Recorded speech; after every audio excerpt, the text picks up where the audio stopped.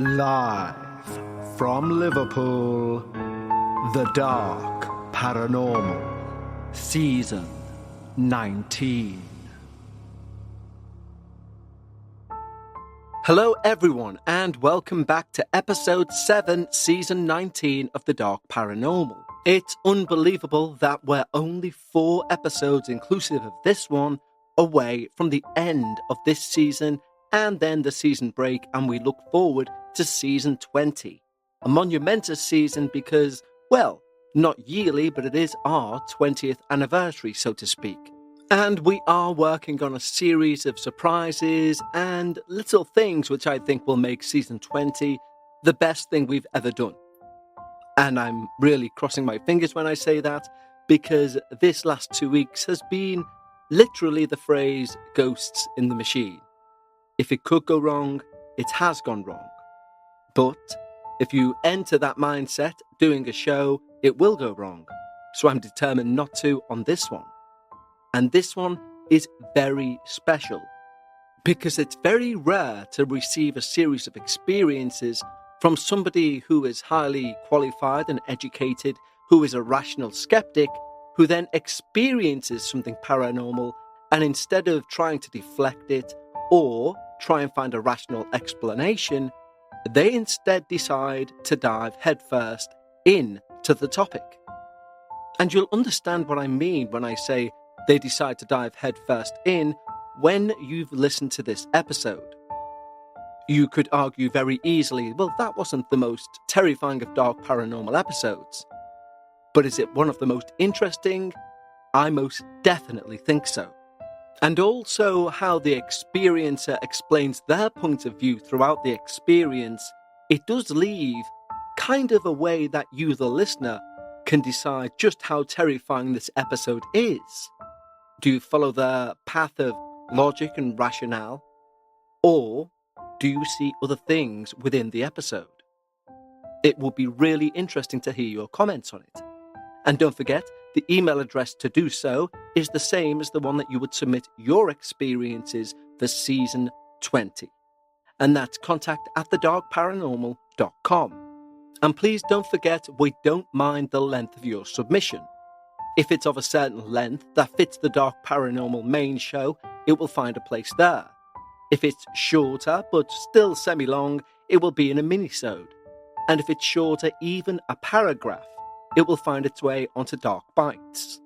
The only thing I would say is if you're expecting your experience to be read out on the main edition of the Dark Paranormal, please try and keep it to 6 one-sides of A4.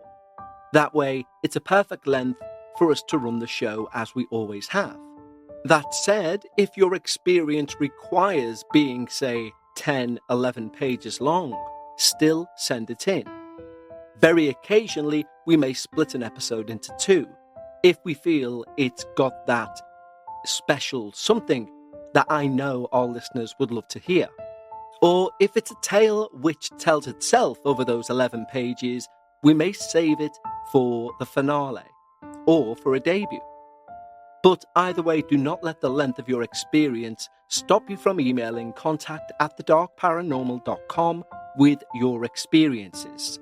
Now, before I do our usual Patreon shout-out before today's experience, if you're the sort of person who tries to skip to the experience, and I don't blame you for doing so, and I would say to aim for around 6.5 to 7 minutes, as I have a small announcement regarding Patreon. In the show notes of today's episode, there will be a slightly amended way of how I believe you should join our Patreon. And the issue is to do with a sort of agreement, after argument, I think, between Patreon and Apple.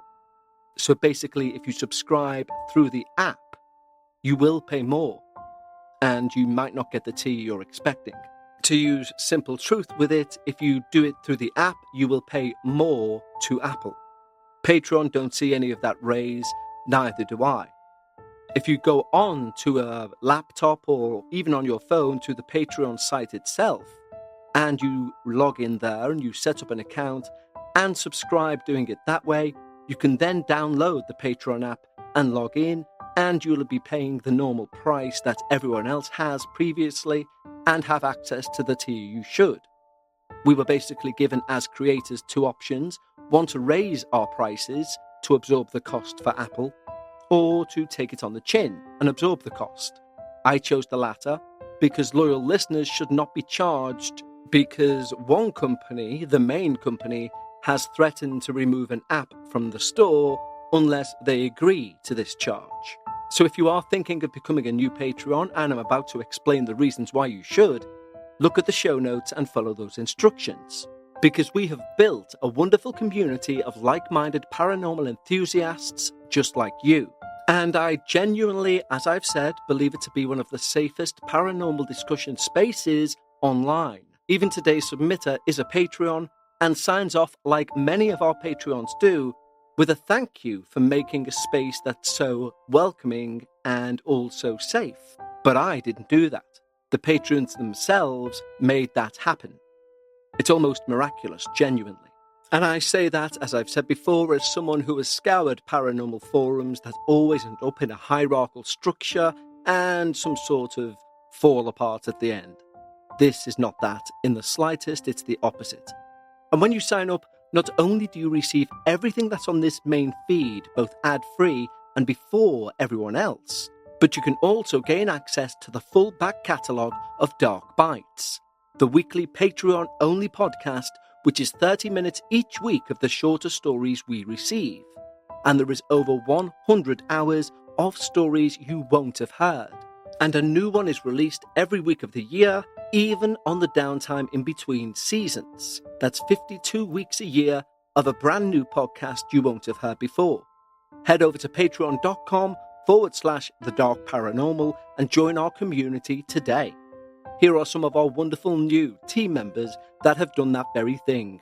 Misty, Zara L, Liam, Princesses, John, Tori Gilliam, Jose Cabada, Lucas Helene, Katina Walters, Cheryl Bazaki, Lee Meaden, Lou, Ryan Bergstrom, Kim Carroll, Latina Lonya, Erica Crawford, Teddy, Sarah S, Terry, Alan Devine, Victoria and Brian Stein. Thank you so much, guys. Your support literally makes you co-founders and co-creators of this show, and I genuinely appreciate each and every one of you because you allow this show to keep the blood in its veins. And if it sounds like you want to be part of this mission, head over to patreon.com/The Dark Paranormal. Yes, that was longer than I wished for an intro. However, the important message to get out was to try and save you guys some money who wish to become Patreons. So I apologize, but I think it's important information. And right now, it's time. Lower the lights, make yourself comfortable, and most importantly, leave your disbelief at the door. As together we listen to Ghosts Weren't Real Until They Were. Now, as a little prefix to today's experience, I want to read out the email that was sent in accompanying the experiences of Dr. Steve. And he wrote, "Hi Kev, I'm a 62-year-old dermatologist / MOHS surgeon, I'm a conservative Christian, and former obnoxious skeptic living in Alabama, US. In May of 2012, I had my world paradigm change overnight when I went to a haunted hotel to prove to my teenage daughter that the ghosts aren't real. I am attaching the story of what happened for your consideration for your podcast. I'm also attaching some photos of the hotel we stayed at, the Crescent Hotel, and a photo of my paranormal lab, the Haunted Castle House. After my fears subsided from our experiences, I went all in trying to learn all I could about the paranormal, investigating places across both the US and the UK, and eventually buying a haunted house to serve as a lab of sorts, where I knew nothing could be staged and contamination from others would not be a concern. I love your podcasts, and having become a Patreon recently, I've been catching up on old episodes on my daily walk through our woods. We live on 60 acres. Thanks for all you do and keep up the good work. Sincerely, Steve, MD. I've purposely left Steve's surname out. He didn't ask me to, but I also thought it would be for the best. Given a full doctor's name out, that could easily be searched. Also, the pictures and videos that he will mention within his experience will be available on our Patreon page. And that's simply because that's a space that I can store them on. But right now, this was Dr. Steve's submission. Hi Kev, I'm a long-time listener and now Patreon member. I love your show and the community you've created, and I appreciate the time and hard work you put into all of your podcasts. I'd like to submit one of my personal experiences for your consideration. I'm a 62-year-old physician, a husband and father of 4, and a conservative Christian. I never had any paranormal experiences growing up, or if I did, I was oblivious to them.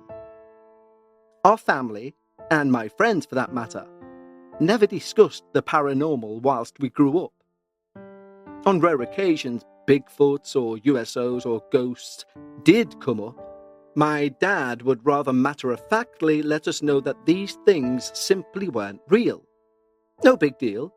They just did not exist. It was fine if children wanted to make believe. But as one reached adulthood, they would leave those beliefs in the past as they become more educated and rational. In undergraduate school, I majored in biology and minored in chemistry. I then spent 4 years in medical school, completed a 1-year internship in internal medicine and a 3-year residency program in dermatology. All this just further reinforced my belief that the supernatural was either something natural that hadn't yet been explained, or was utter nonsense. Adults who believed in these things fell into one of several categories for me: attention seekers, the mentally unstable, alcohol or drug addicts, the sleep-deprived, charlatans, etc. In spring 2012, our oldest daughter, Brooke, was 16. She and one of her friends became convinced that our house was haunted. I, on the other hand, was convinced they were simply the victims of older brothers scaring them, or perhaps imaginations running wild. Nothing more, nothing less. Our house was relatively new, and in a recently developed area, Upper End subdivision. We were the second owners of our home, and there was no dark or unusual history associated with our house. To our knowledge, there was also no peculiar history linked to the land the subdivision was developed on either. All homes have certain sounds they will make when the weather changes. The central heating or air conditioning comes on. But they're simply settling noises. Obviously, our house was no exception, and it had its fair share of these particular sounds. I tried explaining these to my daughter and her friend, but they were still convinced our house was haunted. They claimed to hear footsteps, see doors slamming, notice the dogs acting strangely in certain rooms, etc. For every event they claimed to have happened, I had a logical, rational explanation for its nature. After all, with our 4 kids, the numerous friends who were in and out, pranks were to be expected. Or perhaps someone was in the house they were unaware of. The house was 3 stories and 7,000 square feet, so someone could have easily come via the basement, unbeknownst to them if they were upstairs. Besides, if strange things were rarely occurring, surely I would have witnessed them too. However, as is often the case, my sage fatherly perspective did very little to convince either of them of their folly. But as time passed, my other children and now ex-wife began hearing and seeing things too. I attributed this primarily to the power of suggestion, feeding into overactive imaginations. I personally continue to experience nothing out of the ordinary. But Brooke was both fascinated and scared by those events she experienced. Her curiosity, though, outweighed her fear, and she decided she wanted to get a Ouija board to investigate the hauntings and possibly find out who these ghosts really were. When she asked me about it, I agreed, knowing that a spirit board was simply a mass-produced toy with no supernatural powers. In fact, I thought it was a good idea, since I was certain that her inevitable fruitless sessions would aid me in convincing her that there's no such thing as ghosts. So I ordered one online. And as soon as she and a few friends started playing with it regularly, according to them, they got lots of answers. Nothing dark or scary. One night, whilst they were playing with the board, I went upstairs to check on them. They were particularly excited this night because the board was, and I quote, really active. I informed them it really wasn't a spirit communicating with them, but rather it was instead simply one of the girls moving the planchette in an attempt to scare the others.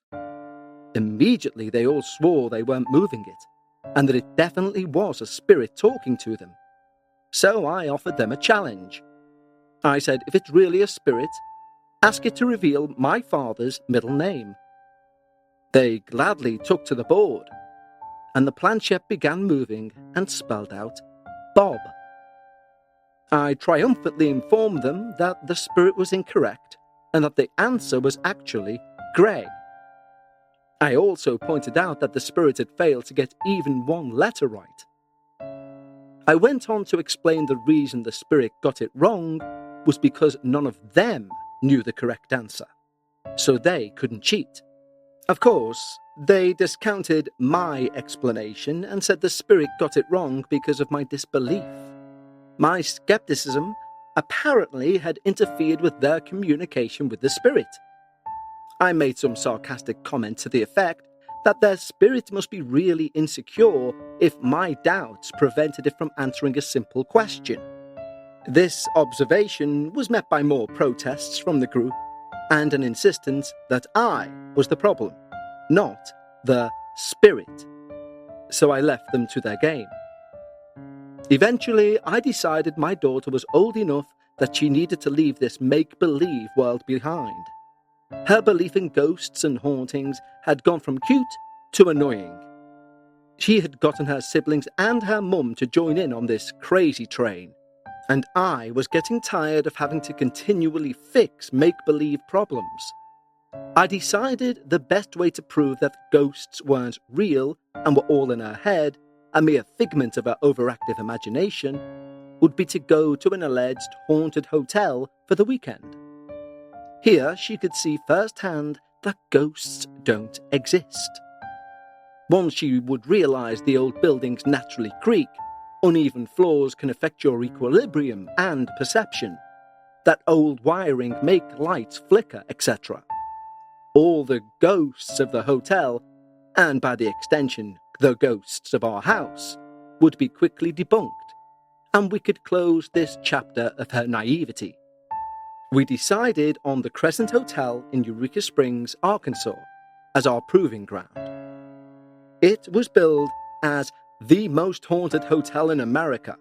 On several different websites, the hotel and the town itself looked like it would be a very nice vacation. So I chose a weekend, booked the rooms, and felt more than a little smug with my genius idea. I even purchased a very inexpensive full-spectrum video camera to aid our upcoming investigation. At this time, Judy and I were friends, were now married, and she'd mentioned that her fiancé, David, had been interested in the paranormal for many years and had been to the Crescent for several investigations. So I invited them to join us on this trip, as not only were we good friends, but I also believed that having a real paranormal investigator would ensure that we did our due diligence with respect to investigating. I could never have imagined the impact this road trip would have on the rest of my life, nor how intensely my genius idea would very quickly backfire. Let's take a quick break to tell you about a wonderful product. Did you know there are more than 1,000 hormone disruptors living rent-free in our world? From the food we eat to the air we breathe, even the skincare we use, they could be messing with your hormones and making you feel like you're stuck in a mystery of your own. And just like a plot twist in a true crime story or one of those unexpected scary moments in our submitters' experiences, hormonal changes like premenopause or menopause can strike at the most unexpected times. And suddenly you're dealing with mood swings, sleepless nights, and all those other symptoms that make you feel like you're losing control. But here's the good news. This is one mystery you can solve with Happy Mammoth. Just take the 2-minute free quiz from Happy Mammoth, answer a few simple questions about what you're experiencing and where you're at in life, and you'll uncover the real culprit behind your hormonal symptoms. And the best part? After taking the quiz, you'll get a personalised recommendation to help you balance your hormones so you can feel like yourself again. The results are impressive. There are over 40,000 reviews on their website. Women cannot stop talking about it on social media. A bottle of Hormone Harmony is sold every 24 seconds. According to a survey, 86% of the women started losing weight, 77% say it improved their mood, and the biggest benefit? 100% of the women surveyed said they're feeling like themselves again. For a limited time, you can get 15% off your entire first order at happymammoth.com. Just use the code DARKParanormal at checkout. That's happymammoth.com and use the code DARKParanormal for 15% off today. We quickly checked in, unpacked, and met back up for the official hotel ghost tour. Our tour that night was to be led by Ramsay the butler. He gave us an excellent presentation on the history of the Crescent, its hauntings, and a brief overview of ghost hunting in general. The only thing of note that happened during the tour was an interaction we supposedly had with the ghost of Michael whilst we were down in the morgue. Ramsay placed his EMF detector on the floor and proceeded to ask questions, which Michael occasionally answered by lighting the device up. It was interesting, but not overly impressive, and I felt quite certain that it was reacting to all of our cell phones rather than a spirit. I also thought surely at the most haunted hotel in America, the ghosts can do better things than making a light flicker randomly on some sketchy device. Before the night would be over, however, I would learn firsthand that, indeed, they could. After the tour, we got our cameras and our audio recorders and started hunting ghosts. As expected, nothing really happened.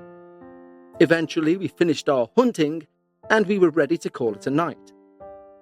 Before we went to bed, I set a video camera up using night vision to record our room all night long, just in case anything paranormal or otherwise happened. My daughter chose the bed furthest from the door, and I took the one next to it. I positioned a video recorder so that it would include all of my bed and the entry door, and I began recording. Brooke and I rehashed the events of the evening and made our plans for the next day before calling it a night. Both of us were still smugly believing that we were getting closer to convincing the others that they were wrong. That night would soon provide the answer we both sought and forever change the trajectory of my life. I fell asleep rather quickly.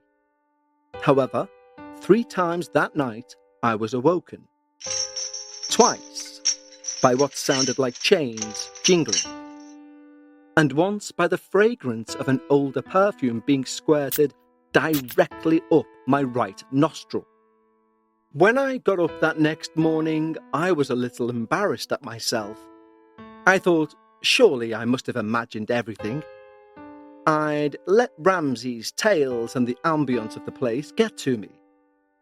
I was as simple-minded and prone to suggestion as those I'd long ridiculed. My daughter, on the other hand, slept well, denied waking up or hearing anything strange throughout the night. So I started watching the video from overnight to verify that I'd simply imagined or dreamt everything. However, while watching, I heard the jingling chains, and I saw myself sitting up trying to locate the source. Once I saw nothing was there, I lay back down and went to sleep. I continued to watch the video, then saw myself once again roused from my sleep. This time I was sitting up and digging at my right nostril. I was looking towards my daughter's bed, and I do remember thinking at that time, what in the hell did she just do? She, however, was sound asleep, not moving a muscle. I rubbed my right nostril several times, trying to get that smell out, and looked all around. Once I'd reassured myself that nothing was out of place, I simply laid back down and drifted off to sleep. At this point, I stopped watching the video. The memories of that night, unfortunately, had been confirmed. I was feeling more than a little crestfallen as I was being bested by something that wasn't supposed to exist. Little did I know, the biggest surprise was yet to come. Once I showed the recording to my daughter, she was excited both by what she saw and by the fact that I was going down in defeat. We went with a mixture of excitement and confusion to Judy and David's room to share the news of the night and show them the evidence. Of course, we also wanted to see if they'd experienced anything paranormal, and I was really hoping they had not. And I was relieved to learn that their night had been uneventful. We all watched the video, and they were equally surprised at what they saw. Initially, I had found the areas of interest on the video by fast-forwarding until I saw myself sitting up. But we then decided to watch the entire video to see if anything else might have happened that I was unaware of. As we were watching the part of the video between the jingling chains around 2 a.m. and the perfume atomizer around 5 a.m., I'm seen sleeping on my left side with my feet and lower legs sticking out from under the covers. My right foot was resting on top of my left foot near the ankle. For about 30 minutes, my right foot would make subtle movements, like as sliding forward then moving back into its resting position. It would also slide upwards slightly, then return down to where it had been. Other than my foot, I was perfectly still. Around the 4 a.m. mark, Judy noticed something in the lower right-hand corner of the screen near my right foot. We rewound the video and watched it. This time, and every time I retell this, I still feel like I've absolutely lost my mind, but we all saw what looked like a black skeleton finger touch my right foot near the heel and then pull back quickly. We all gasped. I couldn't get a sentence out as I pointed to my foot saying, "It touched. Something touched my foot right there." We attempted to debunk it several times to no avail. We all kept seeing the same impossible thing. Something that wasn't supposed to be real was now apparently playing with my foot whilst I slept. So many thoughts rushed through my mind. What was that? Will it come back again tonight? Will there be a mark on my foot? I've got so many people I need to apologize to for doubting their stories. And how does this all fit into my Christian faith, my medical training, my prior life experiences? Still somewhat in shock, but a little more open-minded, we spent most of that evening doing EVP sessions, all to no avail, and taking pictures throughout the hotel and grounds. When bedtime arrived, I again sat the original camera back where it was and plugged it into an outlet so it could record again all night. This time I also placed my full-spectrum video camera in the back corner of a recessed area, aimed at the bed, so now I would be covering my bed from 2 different angles. This second camera should have had at least 6 hours of recording time. I also turned on my cell phone's audio recorder and laid it next to my bed, between it and the door. I decided I was going to sleep with my feet out from under the cover, despite my apprehension, in the hopes of enticing my ghostly visitor to come back out again. I fell asleep surprisingly easily that night, and when I awoke the next morning, nothing had happened. So I thought. I went to check my first video camera, and for some reason, at approximately 1 a.m., it had shut off. I checked the second camera, and same thing. Both cameras had plenty of memory and should have recorded for a minimum of 6 hours, instead of 1. Finally, I went to listen to my cell phone's audio recorder to see if it malfunctioned too. As I listened to it, just before 1 a.m., I hear a sound like a baby cooing, followed by a man saying something unintelligible, and then a woman saying, "Turn him off." These voices were recorded at the same time both of my cameras stopped. Roughly 20 minutes later into that audio recording, and there is a deep guttural growl that neither I nor my daughter heard whilst we were sleeping. I am a naturally light sleeper. With 4 kids and being on call 24 hours a day, I wake up very easily. I'll freely admit that this could have come from someone walking down the hall, maybe at 1:20 a.m, playing a prank.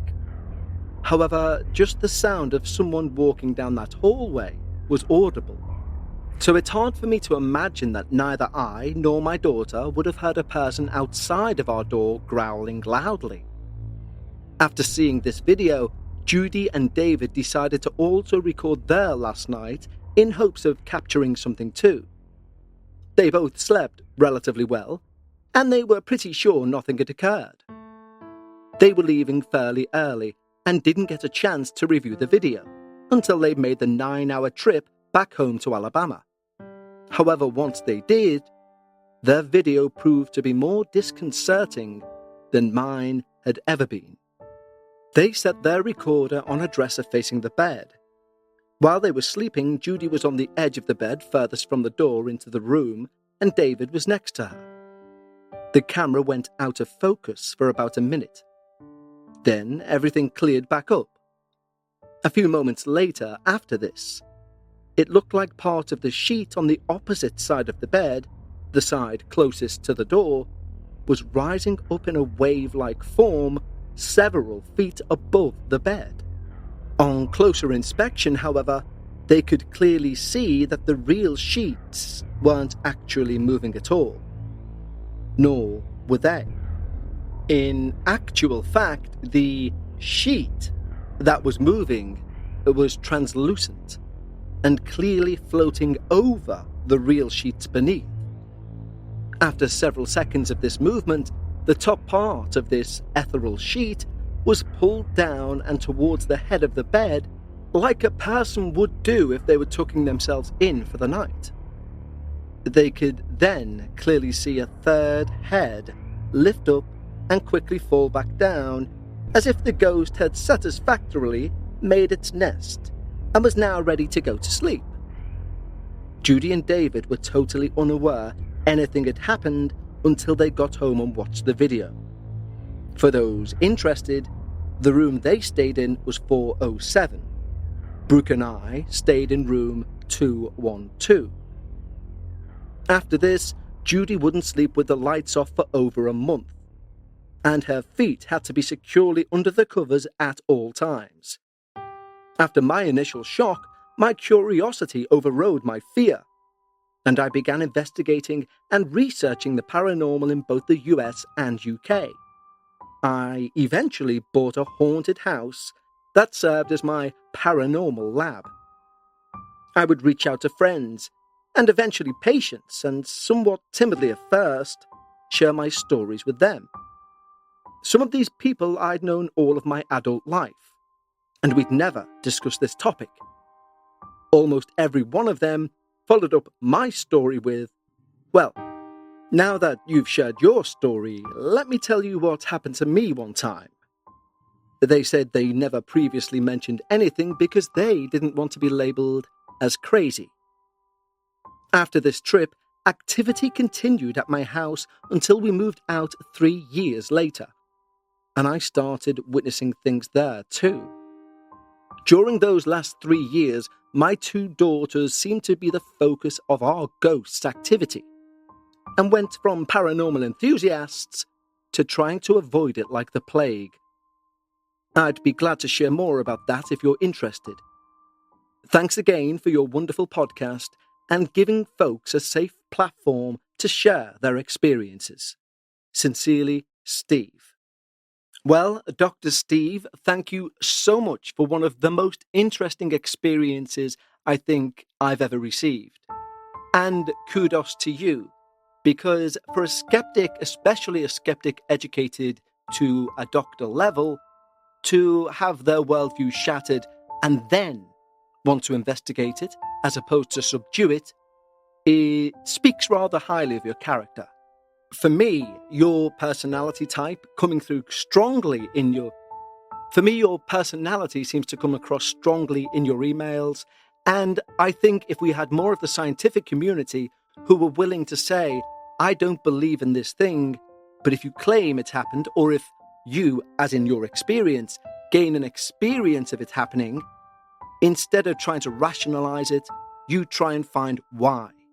If the scientific community had that view all round, I think the topic would be much less taboo. You even end your email saying you mentioned your story and experience to other people, and they then felt safe to tell you theirs. And that's often the case. Many people will tell you who have believed in this topic since they were children, for example. People will open up when you open up. But please continue what you're doing. It sounds like a noble and an exceptional thing that you are doing. Please keep us both informed of the progress of your paranormal lab. And you do ask at the end if we'd like to know more information regarding your daughters trying to avoid the house like a plague. And yes, in all honesty, 100% yes, please, Steve, we would love to hear more experiences from your family, because that, for me, was so interesting in terms of anything that changes somebody's perspective, their worldview. Many people use phrases like, my worldview was destroyed, but you said changed. And not only did it change, you then headed in that direction to investigate more. And for me, that doesn't only warrant praise, it warrants all the luck in the world I can throw to you in regards to getting results that you could find. Because you are exactly what this community needs. People of rational, logical, scientific backgrounds acting as almost a bridge between, and I include myself in this, those of us who not necessarily believe blindly, but have a strong leaning towards belief, and those who, as your former self did, write everything else off as pure nonsense and fabrication. So, Steve, sincerely thank you for sending this excellent email in, and yes, we would love to hear more. Don't forget, everyone, if you want to send your experiences in, email contact@thedarkparanormal.com, and from Steve's email, I've decided we're going to cover this week for Dark Realms, the Crescent Hotel. So please stay tuned for that, and of course, we are now doing that on YouTube too, so if you head over to youtube.com/thedarkparanormal, you'll be able to subscribe and watch the video edition. But don't worry, the audio format will still be coming out on this feed. And so, until episode 8, 3 more to go. I will say thank you once again for joining me on this wonderful experience from Steve. And of course, if you did skip the beginning part and are interested in joining our wonderful team at Patreon, please read the show notes and do so that way. But until next week, remember, whenever you're talking about the paranormal, always try and leave some of your disbelief at the door. And I'll see you next week, right here on The Dark Paranormal.